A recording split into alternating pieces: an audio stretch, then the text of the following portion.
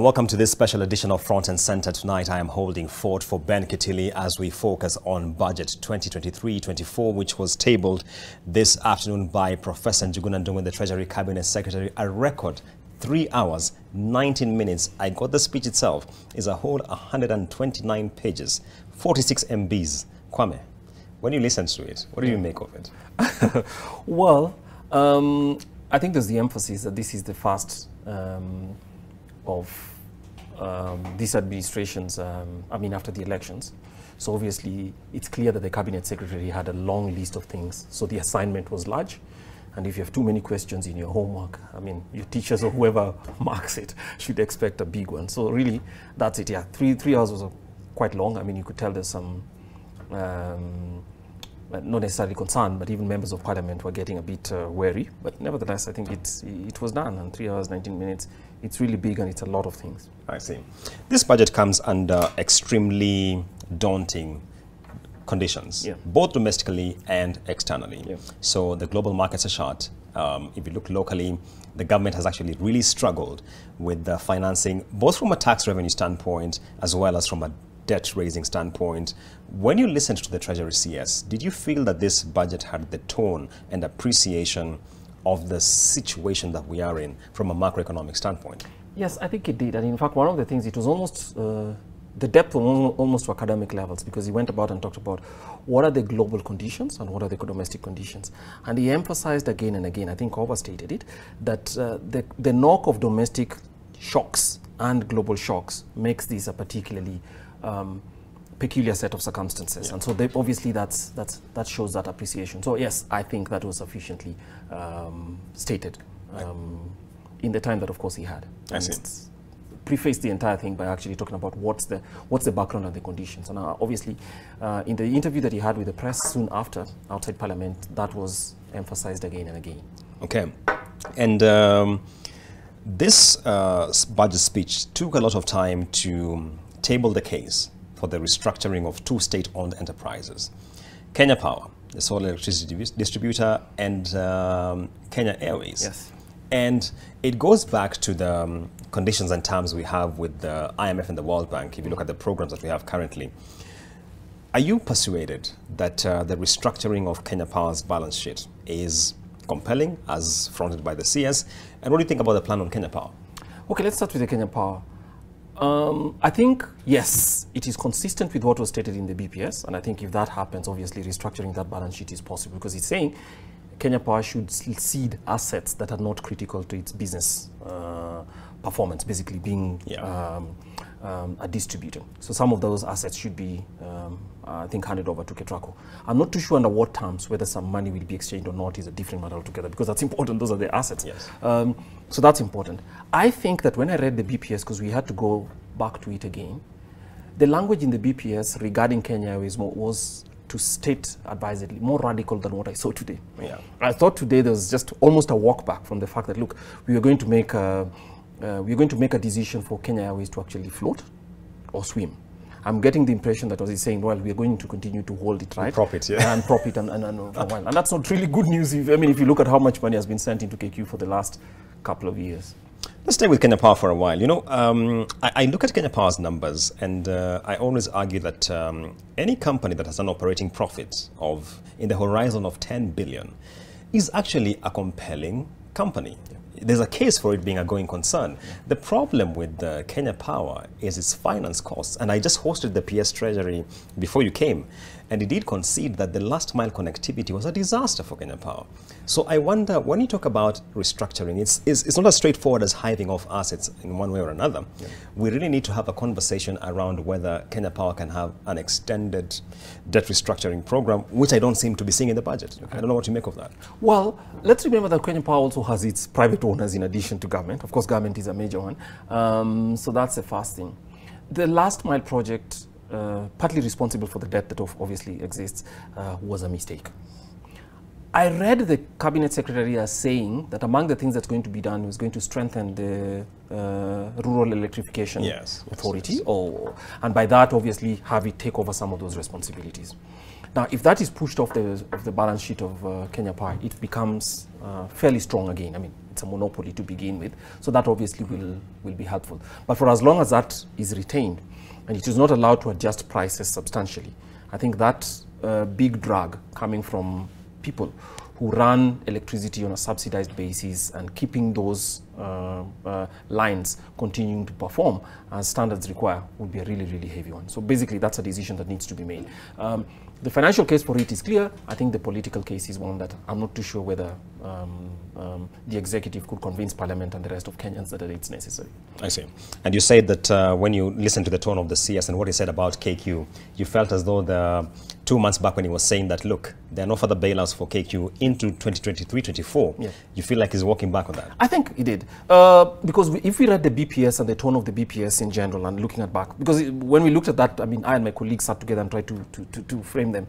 And I think the idea, a statement that there's not going to be any further bailouts is very different from the fact that we are going to, I paraphrase, we're going to hold its hand until it becomes a Pan-African airline. So basically giving it an option that, look, when it becomes a Pan-African airline, then obviously we'll have reason to pull back. So it's not as if Kenya Airways, and I think this will make some people glad and others not, will be let to swim or sink. We'll make sure it stays afloat. I think that's what this cabinet secretary was committing to. You know, the proponents of KQ have always argued it's a strategic asset. I don't think so. I mean, it's convenient for people who work in the Ministry of Transport and in the public sector to say that, because they extract significant patronage from it. And it's also important for them to say that because I think we have placed all our pride in the ability to run our plane with our national colors. But it hasn't done well too recently, and part of the restructuring, I mean, the subsidy that the public gives it, actually gives it to, is offered to a firm that does not provide a critical role. I mean, I say this with respect. If KQ closed today, it's not as if we'd not be able to go to Arusha if I wanted to. But that's a point. But you'll go to Arusha with significant constraints. That's true. But I think with that gap as well, with competition coming in, I think over time it will be. All I'm just trying to say is that the sun will not fail to shine. Because of KQ? Just because of KQ. I mean, some restructuring is obviously required. And I think the race around the region for more airlines and everything else, I hope regional airlines don't overextend themselves, because this is a very competitive industry. I see. Because of time, let's move away from Kenya Power and KQ. One of the things I struggled with in this budget, Kwame, is this. So on the one hand, following the Finance and Planning Committee's report on the Finance Bill 2023, one of the things they brought in, which wasn't there initially, and really to plug in the gap that was the revenue gap that was coming in because of the concessions, was that transfer of businesses as a going concern would now be subject to 16% VAT. Yeah. But when the Treasury CS took to the floor today, he said there is a proposal from Treasury that the Competition Authority should exempt micro and small businesses from notification on mergers and acquisitions for simplification of the process. So it sent mixed signals to me. On the one hand, you want to focus on this area to mobilize revenue. On the other hand, you want to give concessions to others. I wonder what you make of it. Well, I think Kenya's competition policy and authority, I think, needs to be updated, or perhaps to advise. The Cabinet Secretary's commitment to making sure that you keep the competition authority away from quote-unquote interference, or rather regulatory fiat over mergers, is something that should not just be retained with respect to small and micro enterprises. Yeah. The size of a firm, to be honest, does not matter for competition and consumer protection purposes unless that power is abused. So basically, I think we should move towards governing conduct as opposed to governing structure. So that's one. But what that tells you is something that I actually also see. The Cabinet Secretary himself mentioned the question that the national tax policy will come in. Yeah. And what we are seeing is that some of the principles that were stated in the national tax policy are already being flouted. Are being flouted in the chase for revenues. So that inconsistency and incoherence in tax policy starts very, very early. That's not a good sign. But I think this is what happens. That you say that one thing on the other, which is good policy for longer term, but in the short term, revenues are scarce, or there's the need to con as much revenue as you can, then obviously you undermine a good policy posture that's been stated on one. So we see a lot of that in this budget speech. And you know, the point that you just mentioned also came to mind because I was asking myself, when I transfer a business, I mean, what's the value add here being targeted for VAT? But some have argued that this is the first finance bill in a very long time where we have not seen beer and cigarettes being targeted for excise. And maybe it is a signal that Treasury is finally hitting the call that, look, there's a point beyond which now you have diminishing returns as far as the revenue you mobilize is concerned. Do you buy that argument? I do. I think those lessons have been there. If you looked at especially beer and even for tobacco products, the excise tax and the discretion that the commissioner had to make adjustments and all that, which obviously the cabinet secretary said today would be ceded, was such that taxes were rising, or rather tax rates were rising, but the revenue collection was actually stagnant. Exactly. In nominal terms, not just in real terms, suggesting to you that obviously that you'd got to the worst side of it.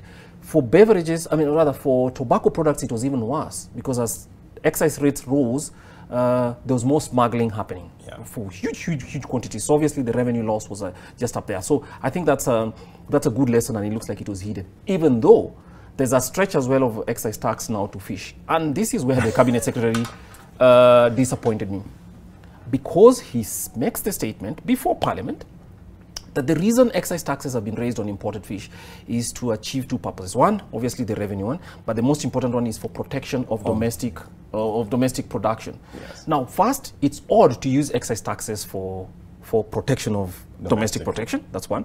But the second one is that's just not true, because Kenya has insufficient production locally. True. I mean, just 5% of the deficit is what is imported. So to say that you're going to do that, I think is not true. And if excise taxes continue as it is for fish products, and as I stated, it is possible that actually that volume will shrink, which will frustrate the basis for this tax change. And the net effect will be to create some fat cats because, of course, we know the price distortion that will be there. Yeah. But Kwame, now, on two occasions in this budget, the Treasury CS categorically stated that we are committed to honor all our debt obligations as they fall due. I believe it's very clear where he's coming from. We have got some very huge obligations to service in the next financial year. When you look at the numbers, when you look at the budget, are you persuaded we are in good standing? Not, especially because of the way the budget is rendered. If you look at the consolidated fund services and the way the budget is rendered, so I saw newspaper articles today reporting that actually total flows will be 4.6 trillion. And obviously here we are talking about, rather 4.4 trillion, and here we are talking about 3.6 trillion. That 800 billion is basically the net effect of redemptions, which is not included. Yes. Now, the form in which budgets are presented are determined by Parliament, and if the Treasury Secretary and Parliament are agreed about what form, that's fine. But we at the Institute of Economic Affairs favor the rendition provided by the Office of the Control of Budget, because it gives a more realistic figure about how much flows goes in. Yes. So when you take away that happens. Now, why do I mention this? There's an assumption that 800 billion will be redeemed because it will be rolled over. As you can see, interest rates today are going at 15 or 16%. For IFB? Precisely, precisely for a bond. Now, what that suggests that in the future, it might be possible that 16% will not be enough for people holding funds to actually buy government paper. If that happens, that 800 billion that we're talking about will hit us very hard in the face. Yeah. Because government will not be able to roll it over. And it's not, if it doesn't roll it over, then obviously a debt problem will arise. The Cabinet Secretary was right in stating that Kenya's constitution does not contemplate that there'll be default. Yes. But that's different from how markets operate and how much facilities, I mean, how much flow in funds is possible. And that's true, because I mean, I appreciate it was coming from the fact that if you read the PFM Act, the first check-off is debt service obligation. Before then you go to pensions, etc. But the reality could be very different. And the central bank, well, at least the outgoing governor, has fired a warning in light of the FY 23-24 budget, stating that, look, you intend to borrow 522 billion shillings domestically. I don't see the capacity in this market to actually mobilize that. Are you with the CBK on that? Well, I think I have to take seriously what the central bank governor says about that, because it's something that worries us as an Institute of Economic Affairs. I think the Cabinet Secretary is aware of it as well, but we have very little headroom for anything. So if any other shock that is not anticipated comes in, then obviously this is going to hit us in the face, and that's the reason we need to watch. I'm not too sure whether he alerted Parliament to that that risk adequately, But obviously, and I think, of course, holding the position that you hold, you have to be careful about the way you phrase your speech. But in my view, we still need to watch very cautiously what's going to happen in the few months into the next year. Kwame, closing the debt conversation, to what extent has the bucket loads of concessional financing received and the extension of the IMF program, remember the sunset date was June 2024, yep. It's now been extended to April 2025. Yes. To what extent does that de-risk Kenya's debt situation? If at all it does. I think it does, because it provides government with some backing, and that obviously gives credit. Gives confidence to whoever whose debt is held and to the markets, partially. But I don't think this money is enough. Because in our back of the envelope calculation, government of Kenya would need something like close to 7 billion secured, USD, secured, to be able to say, look, we are out of it. So we have it is possible that you might secure domestic, the big ticket items that are coming in. Obviously, there's one for the SGR with the Chinese firm, and obviously there's a second one with the Eurobond, right? Yeah. I think there's secured cash that's available to actually be able to do that. What I'm worried about is the exchange rates on the first side, and then secondly, domestic debt items for next year are really, really huge, as you can tell from these budget estimates. I see. Yeah. Kwame, let's switch gears to something which has stirred a lot of conversation. If you read the report from the committee, Finance and Planning, the housing levy, yes, slashed from 3% to 1.5%. But here's the thing, there's no cap. Yep. It looks like the Treasury is getting more than it bargained for. Yes, and that's a bit sad, because actually there's been a lot of mischief around this. I think a conversation was necessary. I think it's been too emotional. And in calling them out, I think they're trying to give the impression that, look, we can shift this. And they didn't get the message. Yes, they didn't get the message and said, we'll still get you. The problem with that is there's an assumption that employment numbers will stay the same. I don't think they will. Yeah. So that's the first part. The second thing is that even if this money is received, I don't think people will keep good numbers in the payrolls. So obviously the enforcement would have to come in now. Yeah. And I don't know that they want to start enforcement for 3 million people and all that, so that chase. So I think this is one of the things, to be honest, the argument about the fitness and the design of the fund was won a couple of weeks back. What is happening now is just basically the idea that, look, if numbers in parliament exist, then even a bad idea could actually be legislated. And there's nothing we can do about it. And there's nothing we can do about it. I think it's going to end up in court, which is sad, because this could have been very easily sorted out by a more open conversation. I see. One of the biggest wins in this budget is, in my view, the decision that, look, this idea of a 20% deposit, if you want to go and appeal any matter of a tax dispute, has been thrown out. But the fundamental question, Kwame, here is this. This is not the first time that the Treasury is coming up with this proposal. In Finance Act 2022, they had actually pegged it at a higher 50%. Yeah. This time it's 20. Yeah. And I was at a conference where Honorable Musalia Mudavadi said, look, the idea is this. We've got a ton of frivolous petitions which have locked 1.5 trillion shillings of revenue, which you don't realize. Yeah. Well, look, I think we have to remember that we live in a country that's guided by the Constitution. At least when I was coming here, I still thought that is valid. So Honorable Musalia Mudavadi is entitled to his very strong views about how people use courts to frustrate government. But if 1.5 trillion shillings is in dispute, then it's in dispute. You don't decide for yourself that 20% should come to us regardless. Yeah. Because that money is in dispute, it is important for it to go through the tribunals and then to go through the courts and for the entire process to be exhausted. That's it. That's how we have to live governed by a constitution that states what arm of government sorts what. So I don't think that that's a very compelling argument or even a clever thing to say for a public sector worker. I see. Yeah. Another change which we have had is the issue of turnover tax Because now, of course, the finance bill proposed, let's move it from 1 to 50 million to 500K to 15 million. Yes. Now the Treasury has come and said, let's find, and the Treasury and the committee, to be fair, let's find a middle ground here. Okay. Let's start from 1 million to 25 million. Yes. What does the IEA make of that? Well, I mean, look, expanding the tax base is something that makes sense. But we've had this, the turnover tax at 1%, and the feedback from the Revenue Authority and from the Treasury is that it wasn't enough or there was not sufficient compliance. Yeah. Why do we think that shifting those brackets alone and raising it up to 3% is going to make that compliance a question? I'm not too sure that that's it. So that's one. I think one of the principles of taxation is that it has to be cost effective to pick, to collect. Yeah. So I'm not too sure that we have sufficient systems that will allow for every single enterprise, and there are millions of them, to actually be able to fit and to adhere to that. So that's just what worries me.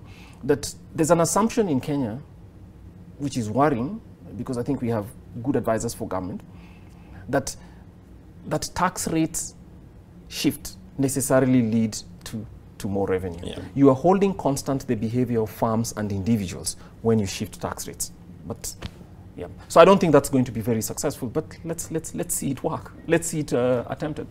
And that's a good point. The yield of the tax must justify the cost when you undertake it. Kwame, we have 3 minutes to go. Maybe just give us your closing thoughts. And as you give us your closing thoughts, in the FY 2023-24 numbers, the projected ordinary revenue is 2.5 trillion shillings. I find that quite staggering. So do I. Even with the power of this finance bill, which seems to be on a fast track, I think it's going to pass. I don't think that's going to be realized. Why fast? Because I think the growth numbers, the GDP growth numbers, are a bit too optimistic. There's going to be a shock to businesses as soon as you start this, because they're going to have to do with 1.5%, which nobody had planned as the year started. And that's effective July. And that's effective from July. So that's really, that's going to happen. That's going to be a shock. So I don't think it's going to be realized. In addition to the fact that even this year, when revenues were okay, I think by the end of last month, the KRA, the revenue service, for all its best efforts, was still almost, I think, 10 or 11% behind what it should have been on a prorated basis. So I don't think that's going to happen. And if you load all this with the world as it is, and countries that have never been on recession, going on recession, New Zealand today, a couple of countries back, I don't think that's useful. Whether there'll be a scale down is a different matter altogether. I see. Speaking about widening the tax net, Kwame, we have seen the retention of digital assets tax. The Treasury CS indicating today it's at 3%. And many have asked questions about this, but I'm curious on the IEA position as far as this goes. To be honest, it's not something that we have a very firm view about, digital assets. So we are talking here the regular digital assets, which are stuff such as cryptocurrencies and all that stuff. I'm not too sure that the government of Kenya should be spending effort, I say this with respect, following that stuff, because they're so easy to move outside the territory. So as soon as you apply a tax, and these are digital assets, I think somebody could, it's very easy. It's very, very easy to reprogram the code and make it look like it's somewhere else. So I'm not too sure that we should build so much effort in trying to make sure that you appropriate it well. We have a self-reporting mechanism for self-assessment and self-reporting mechanism, so that might help. But if we haven't had it so far, it's unlikely. The second point is that value really is volatile. And that volatility of that industry makes it very, very difficult to actually understand how do you get a stable revenue flow from it. And that volatility is actually the reason why I believe they have actually provided the tax is on the gross transaction amount, not just your gain, because even defining the gain is another question altogether. 16% VAT on petroleum products, and clearly we are in a bind here. Sometimes I've asked guys, you know, the Kenya Kwanza government doesn't have very rosy options on the table, and you have committed to dial down on subsidies, and here you are in a situation. What do you think of it? The principle is right. What we question as the Institute of Economic Affairs is why there's this almost sacred belief, or rather belief, that 16% of VAT is sacred. It's true. The function of VAT is to have the tax apply to every value addition. I mean, the industry definitely does have a value addition. So my view would be, while you're asking for VAT on this side and then exempting it on choppers and all other things, it was qualified. the best way to design a simple tax system would have been to actually reduce it to some level, say 12, and then spread it over every good and service with very few exemptions. Because then you don't build holes in the VAT code, as we've done. I mean, since 2012, I mean, since 2014, there's as many holes as were there before that. So that's it. So my view would have been, this is one area in which a perfect splitting the difference would have worked. To simply say, look, fine, 8 to 16 will probably be too high. I think volumes are going to shrink. Perhaps a 12% would be useful, so that you split the difference and then you spread it to everything else. I think the revenues would not have suffered. This, I suspect, might lead to a shrinkage of overall take. Kwame, I'm just curious as to how you would arrive at 12% being a favorable halfway house. Is this something like a scenario analysis you've done, or what? Well, again, based on what we see, and asking ourselves about like excise taxes and everything else, if you look at the way government designs and believes that 16% is the apex. So the government of Kenya, for instance, has 16%. Our neighbors have a high amount. Yeah. Even when you correct for their income levels, the government of Kenya still collects much more with a lower tax. So the argument is on the basis of principle.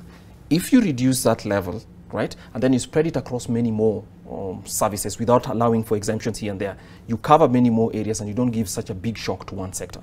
And that's what our reasoning is. Oh, I see. 5% excise on imported sugar. You know, many Kenyans had not seen this in the finance bill, and now it's hitting them by surprise, except those which are imported for pharmaceutical purposes. Yes. I wonder what you think about it, considering where we have seen the prices of sugar trending. Well, the Cabinet Secretary once again tried to justify it on the basis of the fact that the overconsumption of sugar for health purposes may be true. But I don't know. I think we shouldn't overstate this. I don't know that Kenyan children and families have a problem with the consumption of sugar. If you look at how much sugar is consumed in Kenya on a per capita basis, it's not at a level that suggests to you that we have a problem with it. So if government needed extra revenues, perhaps it should have been just honest about that. Yeah. But that tells you something that which has been a plan, and not just with this administration, to be honest, going down now about 10 years, which is excise is where you hide when you need further revenues, but you cannot justify raising VAT, of course, because it's already up there, and other customs duties. So that's it. Okay. Final question now before we close. Forget about the issue of the 35% tax, which has now been restructured based on the proposals. Is there a case for an additional higher tax rate for the Kenyan income? And I ask that because of this. We have had a long-running conversation in this country that is time we overhaul the Income Tax Act. The one we have goes back to the 70s. Even if you read it, there are things which it didn't envision. Yeah. And here we are. And this proposal is not coming now for the first time. I think many Kenyans have forgotten in FY 17-18, I think. Yeah. There was a proposal for 35% for anyone with 750,000 shillings per month and above. Yeah. Do you think there's a case for that? There isn't. There isn't a case. First, Kenya has a very small pool, a very, very small pool in comparative terms of income of wage earners for whom this is meant. Yeah. It's a very, very small pool. And it hasn't been growing as fast. Basically, it just grows barely at about half or a little bit lower than the GDP growth rate. Suggesting to you that on the wage side, obviously, informal sector, which is okay, is growing faster than this. So the belief that you can bring in this, I think, is contrary to. But the most important thing is this. In 2020, when we had COVID, the administration made a good decision, which is to actually shrink those parcels. I mean, to shrink them and actually... At that point, it made sense, and the argument was that, look, you need fewer tax bands to make the tax code more coherent and less complex. So we are going back to that area of complexity. Yeah. The third point is, the Cabinet Secretary himself says that very few Kenyans earn an income level above 100,000 shillings. Actually, only 2.9%. Only 2.9%. So playing around with tax rates at that level is just basically symbolism, but the revenue effect will actually be much, much lower. Yeah. Much lower. And obviously, tax planning will now start to take place through people getting allowances and different kinds of things, because already the public sector plays it. Yeah. I mean, members of parliament will not be caught at the marginal tax rate of 35%, which is very unfair. Yes. So basically, we've politicized that thing, and it's just symbolic. Here is the IEA's proposal. Government needs revenue. We can have a conversation in Kenya about revenues without necessarily trying to put classes against each other. If we maintain the income structure as it is, place everybody above 60%, 60,000 shillings per month, which is quite high, at an income level of 24% without deductions, right? Without deductions. Without deductions. You actually get more revenue than is anticipated this year. I see. A flat tax rate of 24%, 25%. You actually For anyone 60K and above. anyone above 60K. So you can choose that and make it flat. Now, it's not necessarily true, as some arguments have been made, that means you're taxing people the same amount. No, the guys who actually have at a higher level will actually pay a huge amount. And what that does, it simplifies the tax code, but also brings revenue, which is what government needs. So this fiddling is not going to get as much revenue. And also, it's very easy to escape because some people will actually change the mechanisms for compensation. So that's the sad part. Kwame, your closing thoughts. Well, to be honest, I had more expectations because Kenya Kwanza certainly had the better economic manifesto agenda. So I had better expectations in the design, for the design of this debut budget. It isn't actually. They had a supplementary budget and they're having a certain one, but obviously for a full financial year's budget. So yes, I had better expectations. What seems to have happened is that there's such a complex and a strong force within the public sector, so that all you do is basically additional cuts here and there. And so you're spreading money through the Universal Health Fund, a scholarship for children and everything. So the real idea about bringing a consolidated budget, which would actually allow you to cut efficiencies. We noticed that the word fund, in its various variations, appears 73% in the Cabinet Secretary's budget. 73 times? 73 times in the Cabinet Secretary's budget. So all these funds being created here and there and everything else, which really create a lot of fixed costs up there and all that. So I think it's the same of everything. Hope that growth buys everything. You have fertilizer funds here and there. So the only thing that's different is its size. It's big, but I think in terms of structure and everything else, it's basically similar to budgets we've had before. Kwame Wino, thank you so much for joining us tonight to help us shed some light into the Kenya Kwanza's debut full-year budget. And that takes us to the close of our budget coverage for today. But remember, starting tomorrow now, we'll move into the post-budget analysis, unpacking all the issues, including the common external tariff now, which focuses on the regional perspective as far as the budgets are concerned. Thank you so much for being part of this conversation. We continue with this tomorrow. Stay tuned.